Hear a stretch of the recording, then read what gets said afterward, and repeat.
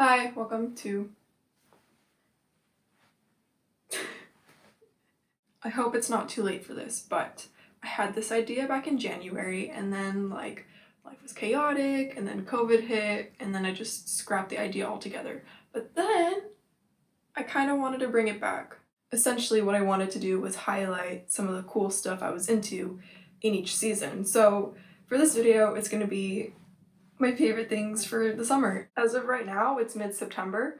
I hope it's not too late to be posting this video. Just to be clear, this is not going to be reviews. I'm just going to be screaming about things that I like. So June was a really busy month for me. As you can see, it was started from like down here and then went up here. It was very busy. So many things happened. I started rewatching Doctor Who again. During this rewatch, Doctor Who is still one of my favorite TV shows, but I noticed a lot of questionable things.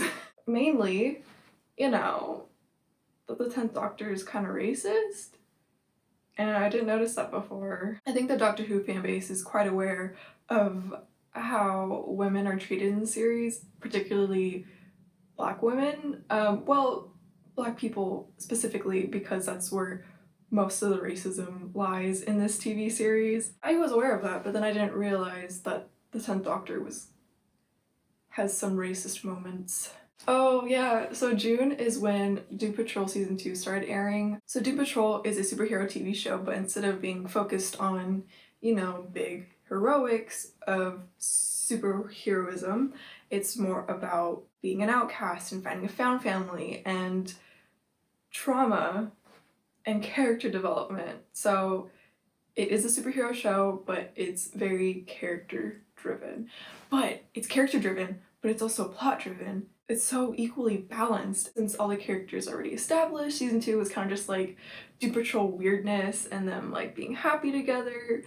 Not really, they were all still dealing with a lot of trauma, but it was still a really great season. Not a really good ending because they were not able to finish filming due to COVID. Now that all the characters have like more established dynamics and know more about themselves, they get to delve into more trauma, and it's so fun! Yay!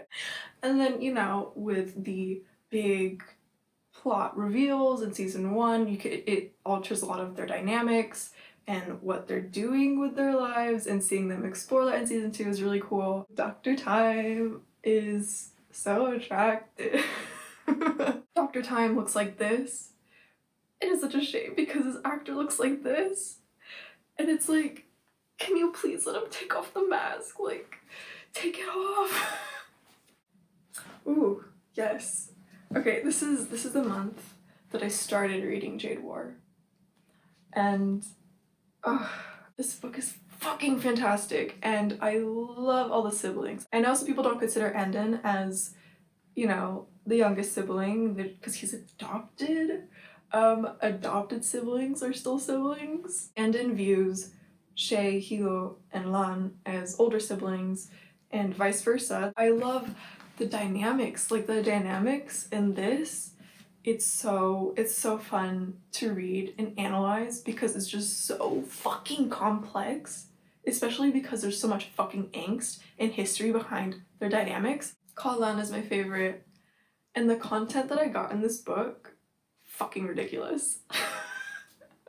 My love for the series has slowly progressed in the last few months. I have not stopped thinking about them. So now I have 5 playlists for the series, and the links will be in the little information thing, that banner that shows, and they will also be in the description. I really started journaling. So this is primarily my horror journal, which is very fitting because this is a Gravity Falls journal replica with all the, you know, all the cool shit from the TV show. But I started writing about horror content as well as my D&D content, and now it's bleeding into literally any content that I want to analyze on a very critical level. Here is one of my D&D pages. It's from my character Arabet. Yeah, this was like me doing character designs for her. And I also started journaling in this one. And this is sort of my trauma journal. It's very specific to things that I personally relate to, and not just like a in passing, oh, I relate to that, but more of like a, wow, this really deeply resonates with me because of my personal experience with this specific event or this specific trauma. And so yeah, this is where I detail how I feel about that thing. I also write down songs that are repeated a lot during the month. So fucking What Are You Waiting For by Gwen Stefani is from a Doctor Time fan cam, and I repeatedly watched that fan cam on loop for an embarrassing amount of time. Rolling Goro by Hatsune Miku. Yeah, I still listen to fucking Vocaloid, and not in an ironic way. I genuinely love Vocaloid. I don't know how many people out there still listen to Vocaloid, but if you do, then, you know, we are the same and we understand each other. Okay, July. Oh boy. I finished Batman Arkham Knight, the video game. There are not a lot of things that I hated in the game, but it was bothersome enough to where I rank it as the bottom for this series. Oh my fucking god. Bloodborne. Fuck that game. Fuck that game. Bloodborne is such a pretty game. It's like horror and it looks so fucking gothic, and oh, the setting and the character designs and just the whole fucking atmosphere of this video game is so fucking cool, which is why I wanted to play it. But this video game is so fucking hard, and not like in a hard and challenging in a fun way. It's just hard for no fucking reason, and it's not enjoyable for the player. But yeah, how the video game is set up is that you're transported to this fucking place, right? And you have to kill monsters. The thing is, there are very few save points in this video game. And so when you die, you respawn and you lose all your progress. So if I spend 20 minutes making progress in this fucking video game, I die and have to start all over again. And I'll do the same thing in the same spot over and over and over again. And just keep on dying and not making any progress in the game. But the fan art and the official art are so pretty, and I still want to love this game so bad. Ooh, yeah, I did read a lot of comics. So July, I read a lot of comics. Batman Under the Red Hood. If you didn't know, Batman has children. A lot of them are adopted. And yeah, Batman. I want to be, no, shh, stop talking about yourself. I was gonna say I wanted to be Batman's kid. I mean, who wouldn't want to be adopted by Batman?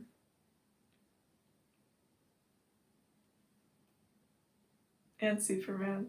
Oh, I know people are gonna be like, when are they gonna say it? Batman and Superman, they're married, and I want to be their kid. Right, I need to move on to, let me spend like a hot minute just thinking about it really quick, and then my brain will go back to focus.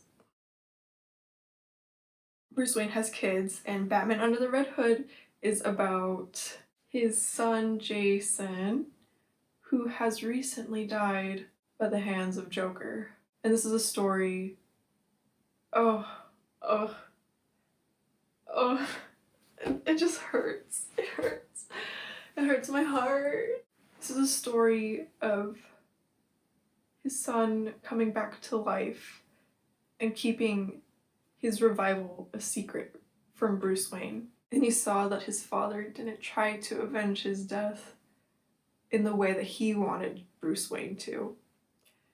And he was just so angry at Bruce. He's so sad and heartbroken because he thinks his father doesn't care about him. Oh my god, this quote is so good. I'm talking about him, just him, and doing it because he took me away from you. Jason is so Oh, that poor child. I just want to hug him. The next comic is Deceased. Deceased is sort of like a pun because, you know, the word deceased, but then it's DC, so it's deceased.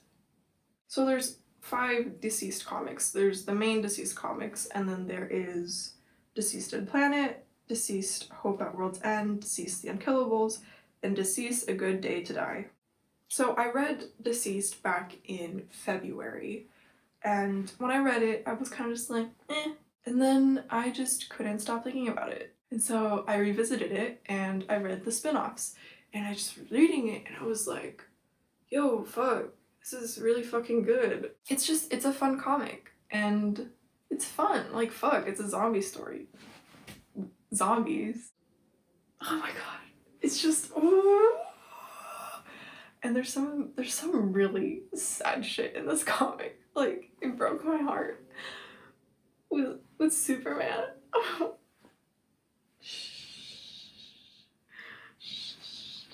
So many character deaths, and the content that we get out of that is just, woo!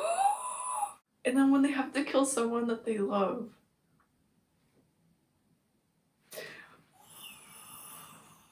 the heartbreak that gives the character is so crushing for my soul, and I love it. It takes place years after.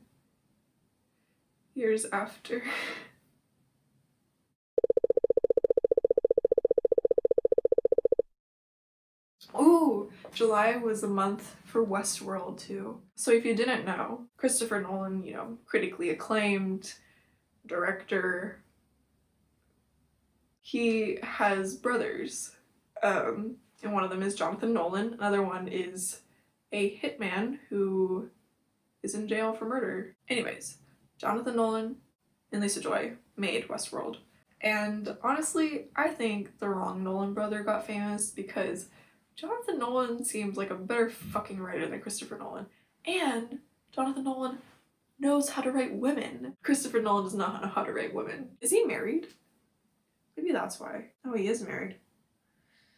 I don't know, man. So I started this TV show when it first started airing, and I was like, okay, first of all, the West is very unappealing to me, and I was like, man, fuck this shit.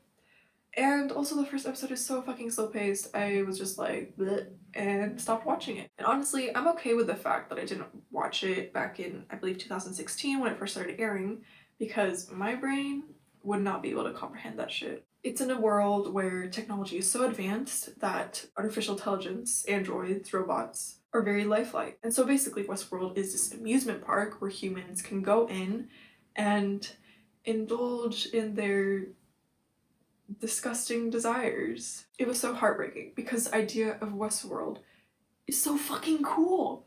Where are the people with imagination and want to explore and have fun and live all your fucking wildest dreams? But it's also just like the fact that this amusement park was specifically only accessible and targeted to people who were filthy rich, and of course filthy rich people are going to act like shitty people. The question that is talked about a lot in the show, have the artificial intelligence become conscious and remember these memories and have trauma from all the shit that people have done to them.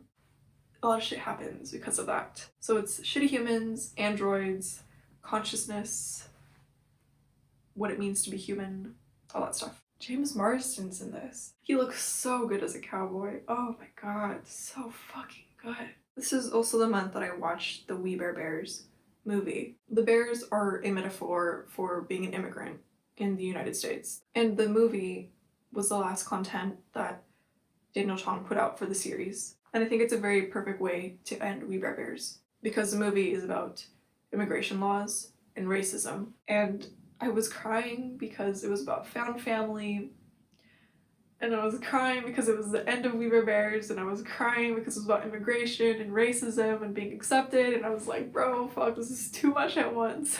Okay, moving on to the songs for July. I love listening to the Black Mass Club, and I love feeling uneasy and uncomfortable. And I don't know how he did that in a song, but he did, and it's so fucking amazing. Okay, moving on to August.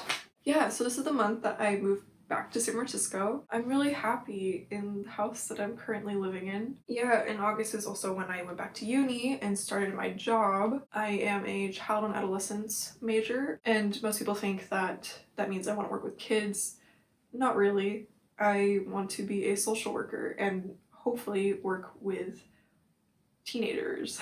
And I'm not gonna go on a rant on the lack of support the government gives to social services and why it's important that they should be, but it's an important job and it's something I want to do because I really want to help people. I hope I can land a job that works specifically with LGBTQ youth. But my job, I'm actually very happy with my job. The purpose of my department is to support students who do not have stable access to food or housing. Food insecurity and homelessness is actually at a very high rate for university students, and I mean my department has to bring awareness to this and help students who are in need. And a lot of government programs do not support students because they are not technically homeless, even though they are. Anyways, moving on. Injustice 2 is a continuation of Injustice, obviously. Obviously. Injustice is a comic where Superman becomes a very bad dictator.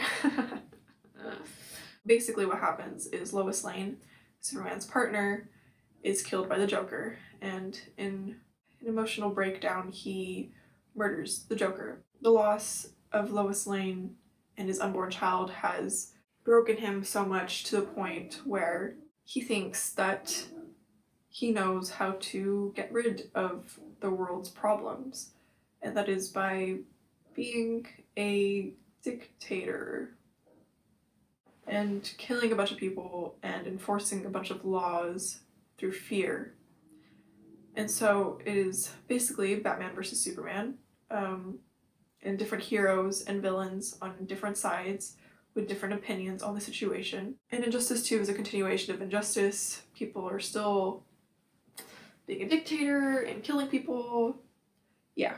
Plot-wise, this is not a very good comic. It just goes on and on and on and on, and people just keep dying, if kind of for shock value. And a lot of characters are out of character for the sole purpose of continuing the story and having bad motivations and killing people and killing friends. But for some reason, Injustice is so fucking addicting and fun to read. Yeah, I mean, in a very critical lens, I could say that this comic is very shitty, but if you're just gonna read it for fun, it's entertaining. It's very entertaining. I mean, this comic really drags on. It fucking drags on. And I believe Tom Taylor just announced a third installment for this series. So, you know, the story for Injustice is just gonna keep going on and on forever, and there's not gonna be a resolution. Yes, August was the month for DC fandom. I'm not going to turn this into a DC fandom highlight video, so I will just talk about the things that got me really fucking excited. So Batfleck was announced to be returning in his role as Batman in the Flash solo movie. Batfleck is Ben Affleck, but with Bat in the front. Batfleck. Ben Affleck's mental health deteriorated during the time that he played Batman. And so he sort of unofficially quit the role, and I respect that and I fully support him because, you know, mental health is so important. He's been slowly doing better in recovery and he looks a lot better. So I mean, imagine my shock when he decided to come back to DC and reprise his role as Batman. So I'm just really happy that he's coming back and that it was his choice that he wanted to come back. The Batman with Robert Pattinson released a trailer at DC Fandom. Only 25% of the movie was filmed, and yet the trailer was so fucking good. Like, ooh, Batman. And then Riddler throughout that trailer was just so... I love Riddler. I'm so excited to see him in this movie. he's just so, oh my god. And then the letter with the riddle and the voiceovers, and I'm just like, oh my god.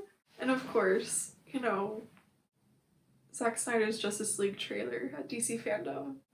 This was a long journey for the movement, but the trailer is so fucking good. I have it on my phone and I watch it all the time.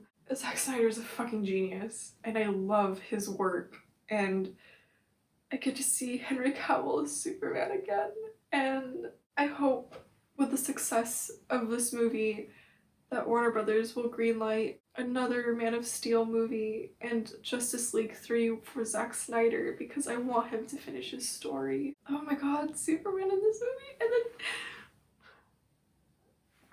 it's just Henry Cavill as Superman. And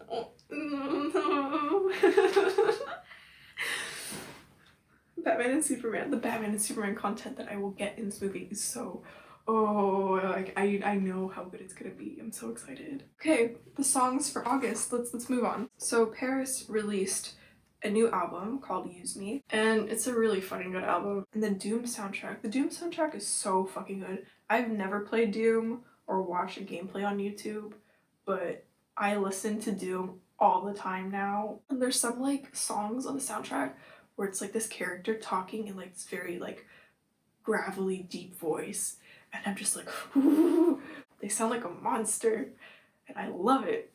I think I'm gonna end the video here. This was my summer highlights. I really enjoyed those months and I love everything that I was into, and revisiting that through this video and looking back at my journal. I'm gonna use outro music. Yeah, that'd be so great, because then I could just like not speak and the music will just like drown my words out, and then you won't actually know what I'm saying, but it'll be an outro too. Conversation.